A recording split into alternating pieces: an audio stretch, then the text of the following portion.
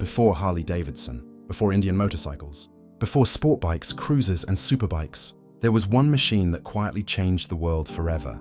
It didn't roar, it didn't race, and it definitely didn't look cool. Yet without it, modern motorcycles, and even cars, might never exist. This is the story of the 1886 Daimler Reitwagen, a machine so strange, so experimental, that people didn't even know what to call it. And yet, it started everything. In the late 1800s, transportation was painfully slow. Horses dominated the roads. Steam engines were massive and impractical. Bicycles were human-powered and exhausting. The idea of a personal motorized vehicle was still considered unrealistic. Most inventors were focused on large machines, trains, factories, and industrial engines. But two German engineers had a radical thought. What if we shrink the engine and put it on a two-wheeled vehicle?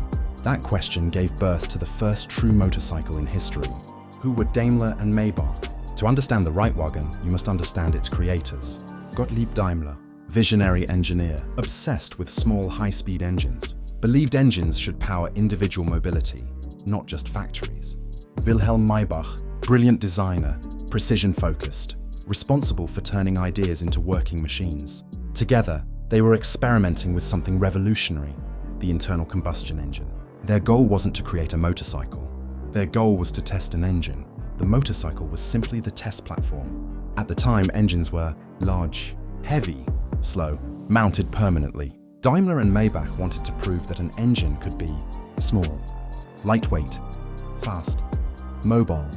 They needed a vehicle that was simple, light, easy to build. So they chose two wheels. In 1885, Daimler and Maybach built a wooden-framed vehicle and completed it in 1886. They called it the Reitwagen, which translates to riding car. It was not designed to be elegant. It was designed to work. And visually, it was shocking. Calling it a motorcycle feels generous. The Reitwagen looked like a wooden bicycle with metal reinforcements and an engine bolted into the center. Key visual features: entirely wooden frame, iron-banded wheels, no suspension, no rubber tires, a leather saddle. To modernize, it looks fragile. To engineers in 1886, it looked dangerously innovative. Here's the detail that surprises everyone. The Reitwagen could not balance on its own, so Daimler added two small stabilizer wheels, one on each side. These were not training wheels for beginners. They were mandatory. Without them, the vehicle would fall over instantly. This is why historians debate. Is it really a motorcycle? Technically, yes. Practically, barely. The true importance of the Reitwagen lies in its engine. Engine specifications: single-cylinder internal combustion engine. Displacement: 264 cc. Power output: 0.5 horsepower. Fuel: petroleum-based fuel. This engine was lightweight, compact, capable of higher RPMs than steam engines. It was one of the first high-speed internal combustion engines ever built. That mattered more than speed. The Reitwagen had a top speed of approximately 6 to 7 miles per hour.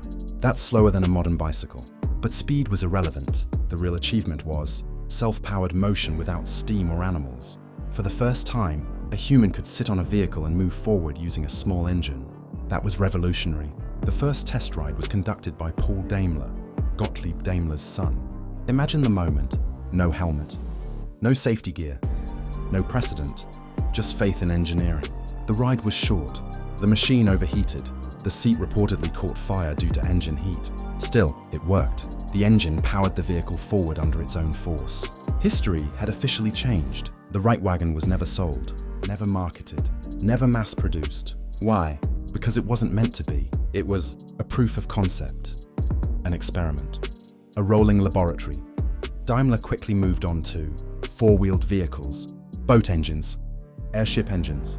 The motorcycle was just the beginning, not the destination. Several issues made it impractical: extreme instability, wooden frame durability, overheating engine, no real steering geometry. But Daimler had proven his point. Small engines worked, and that single fact changed everything.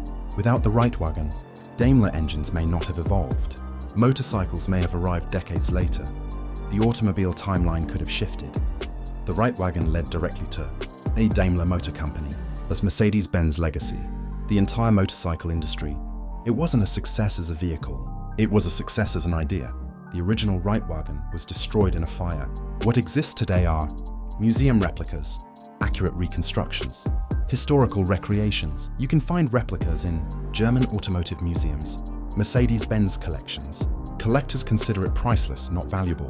This machine may be German, but its impact is global. American motorcycle culture. From Harley-Davidson to custom choppers, traces its lineage back to this moment. Every V-twin, every long highway ride, every freedom on two-wheel story, all of it begins here. The Daimler Reitwagen didn't start a trend, it started a timeline. It proved engines could be personal, mobility could be individual, innovation didn't need perfection. It reminds us that progress often starts ugly, unstable, and misunderstood. The 1886 Daimler Reitwagen wasn't beautiful, it wasn't practical, it wasn't even truly rideable by modern standards, but it dared to exist. And because it did, the world moved forward on two wheels, four wheels and beyond. If you appreciate the origins of motorcycles and automotive history, like this video to support vintage vehicle content, subscribe for deep dives into legendary machines, comment below. Do you consider the Reitwagen a real motorcycle, or just an experiment? Your opinion matters, because history is built on debates like this.